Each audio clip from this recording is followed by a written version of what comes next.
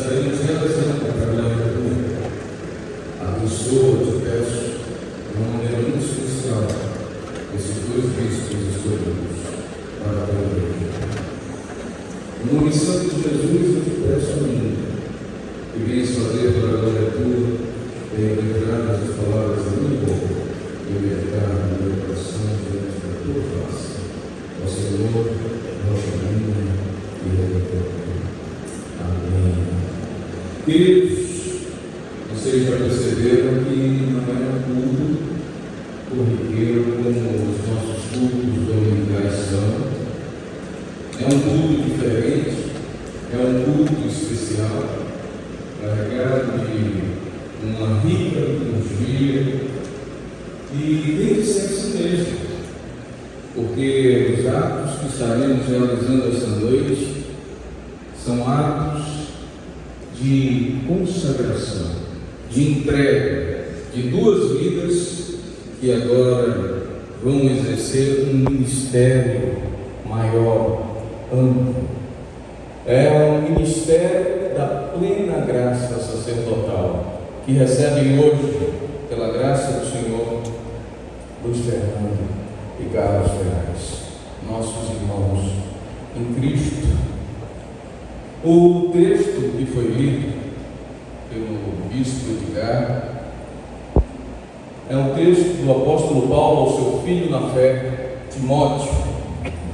E nesse texto ele procura instruir a Timóteo, aquele jovem, como ele deveria organizar a igreja de Éfeso, aquela igreja crescente.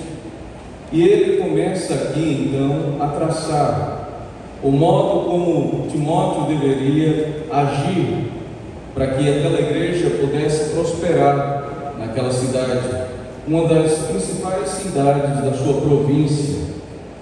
E note que o apóstolo Paulo, ele está dando uma chancela para que ele pudesse fazer isso no seu próprio nome. E ele não fala aqui, queridos, sobre uma agenda episcopal. Ele não fala sobre como o bispo ele deve arrumar a sua agenda. Ele fala aqui a respeito do caráter. Ele fala aqui acerca da atitude do bispo, de que tipo de pessoa, de que tempra esse bispo deveria ser feito, porque é uma obra excelente. É uma obra excelente, a obra do ministério episcopal. Note que o apóstolo Paulo, quando fala acerca do bispo, ele diz que é uma obra excelente, e quem almeja essa obra é algo de um grande valor que está desejando. Ele não está dizendo que não se deve desejar, mas quem deseja, para alcançar, deve ter toda uma conduta, deve ter um caráter ilibado, e deve, dentro disso, conduzir a sua própria vida doméstica. Então, o bispo, ele deve ter uma consciência, e essa é a grande consciência de todos os grandes homens e mulheres da história do cristianismo, a consciência do quão pequenos e frágeis são. O próprio apóstolo Paulo, ele se vê dessa maneira, o último entre os homens. Nós precisamos entender sempre isso, queridos, que nós somos esses vasos de barro que carregam dentro de si um tesouro precioso. E por isso o apóstolo concentra a sua atenção nessa pessoa, essa pessoa de caráter reto, de vida justa, pia, caridosa. Mas o bispo, ele deve estar sempre também atento às necessidades do povo, deve estar atento a todas as circunstâncias que vive a sociedade na qual ele está inserido. Quando nós estudamos sobre exegese, hermenêutica, existe um termo alemão que é Sinnleben, é o local da existência, é o local da vida, é o local onde nós estamos postos. E meus amados, é preciso que nós venhamos a entender o contexto em que estamos inseridos, porque a nossa fé ela não é uma fé desencarnada, ela deve estar sempre atenta a tudo aquilo que está à nossa volta. Por isso, como disse Calbart, teólogo da primeira metade do século XX, que nós deveríamos ter numa das mãos a Bíblia e na outra o jornal do dia. Nossos corações eles devem estar ligados ao céu, mas os nossos pés fincados na terra, firmes, para que nós possamos ter uma ação profética no mundo que nós vivemos.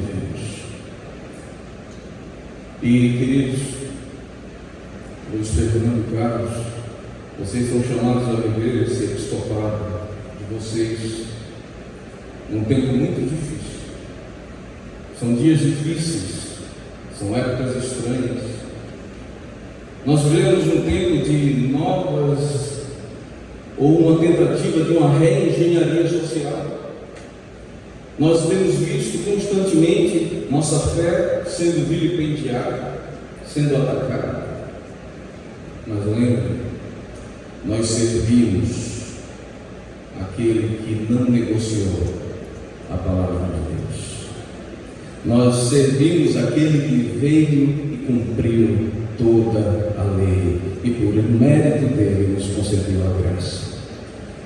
Aqui nós continuamos pregando o bom e velho evangelho do arrependimento. O Senhor Jesus Cristo nos ensinou. Não são os tempos, as estações, nem a maioria que deve dizer a nós o que devemos crer. Não. Eu sempre ouvi do meu pastor, Dom Paulo, nessa igreja a gente muda tudo, só não muda a palavra. Essa é imutável, essa é inabalável. Eu louvo a Deus e louvem junto comigo, queridos, porque nós estamos numa igreja cristocêntrica. O nosso alvo é Cristo. O que o nosso coração arde em fazer é servir a esse Jesus de todo o coração, com todo o entendimento, com todas as nossas forças. Por isso nós podemos ficar alegres. O Senhor, o Espírito de Deus, é quem nos capacita. Mas eu também aprendi com o meu pastor que não existe um curso de bispo. Não existe.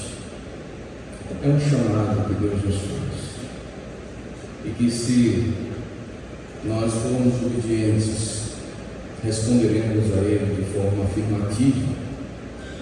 Nós precisamos ter essa humildade que mencionei, de entender a nossa pequenez, a nossa fragilidade, as nossas debilidades, e possamos ter uma vida dobrados ao autor da vida, diante do autor da vida e consumador da nossa fé, para que possamos ser por ele instruídos durante toda a caminhada.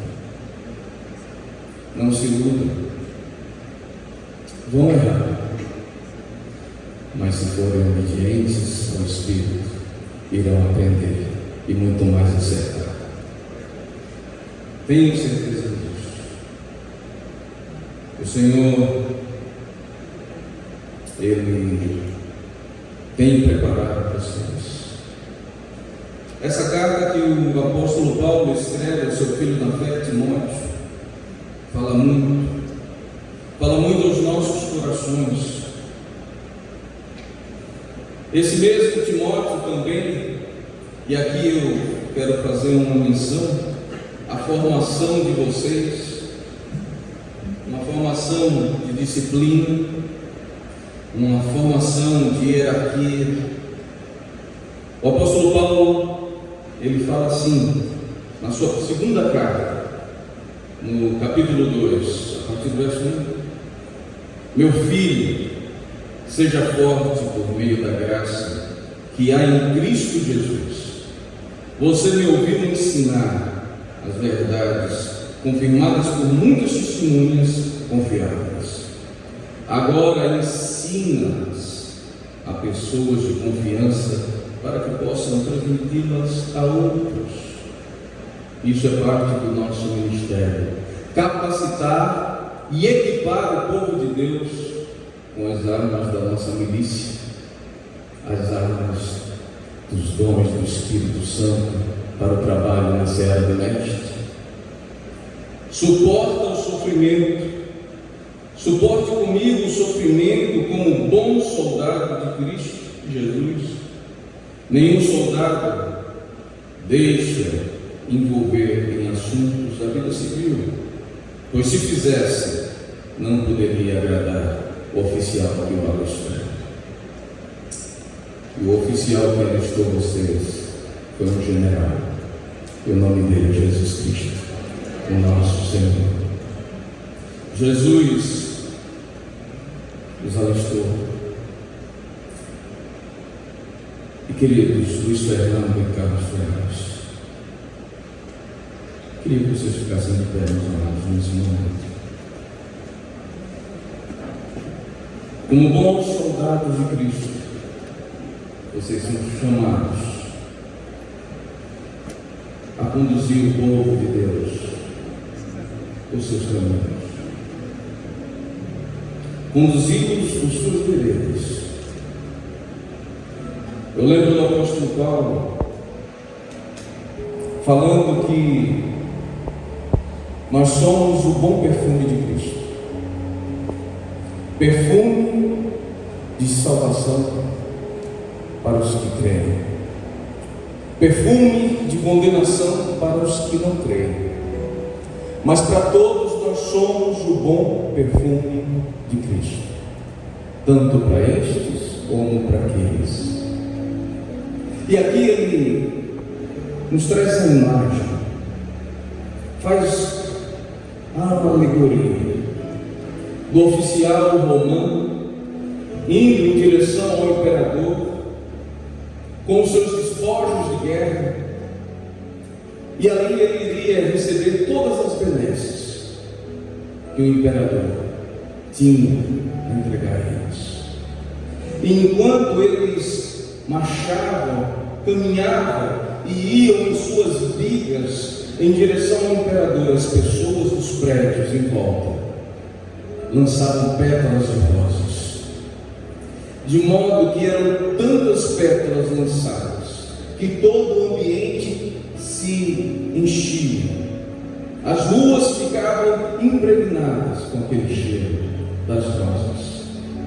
Para o oficial romano que ia em direção ao seu imperador, aquilo era o perfume da vitória, aquilo era o perfume das benesses, aquilo era o perfume da honra e de tudo que poderiam receber. Para aqueles prisioneiros que tinham suas mãos atadas, presas, aquele era o perfume, o mesmo perfume da derrota, da prisão, do peso dos cavalos. Meus amados, suportem todos os desafios. Vocês são chamados pelo Senhor e é em direção ao Rei dos Reis. Ele não é um simples imperador romano, é o Rei dos Reis. É em direção ao Rei dos Reis e Senhor dos Senhores que vocês caminham, que vocês possam experimentar o perfume de viver essa vida com Cristo, que vocês possam não só sentir esse perfume de Jesus à sua volta, mas que vocês mesmos exalem por toda parte essa fragrância maravilhosa. De modo que todos aqueles que se aproximam de vocês, seja o jovem ou o ancião, o homem ou a mulher, o pobre e o rico, no meio de todos eles, vocês possam exalar o perfume de Jesus e cumprir o ministério como bons soldados de Cristo Jesus, o nosso Senhor. Não desanimem, sirvam a todos. Como vocês viram o nosso arcebispo declarando na liturgia, vocês foram escolhidos para serem bispos da Igreja una, santa, católica e apostólica de Cristo. Vocês não são chamados a serem bispos de uma denominação, mas da Igreja do Senhor Jesus Cristo. Isso vai muito além de qualquer fronteira denominacional que possa existir. Vocês estão hoje entrando, meus queridos, num ramo de sucessão que remonta a tempos apostólicos. Mas não só, vocês estão entrando nessa linha sucessória ininterrupta, humana, mas sobretudo essa linha sucessória espiritual que aqueles apóstolos transmitiram aos bispos e transmitiram a outros bispos e até chegar agora a vocês, e assim são alcançados por essa graça. Sejam firmes, sejam fortes, não vacilem, não se permitam nunca negociar essa fé. Tenham fé em Cristo, Ele está com vocês e não os abandonará. Que Deus sopre um fôlego novo na vida de vocês e derrame uma unção fresca sobre vocês essa noite, de modo que vocês possam se levantar desse altar, bispos em plena comunhão e cheios do poder do Espírito Santo. Digo a vocês, como um dia o Senhor disse a Abraão: sê tu uma bênção. Que Deus os abençoe, meus amados. Louvemos ao Senhor.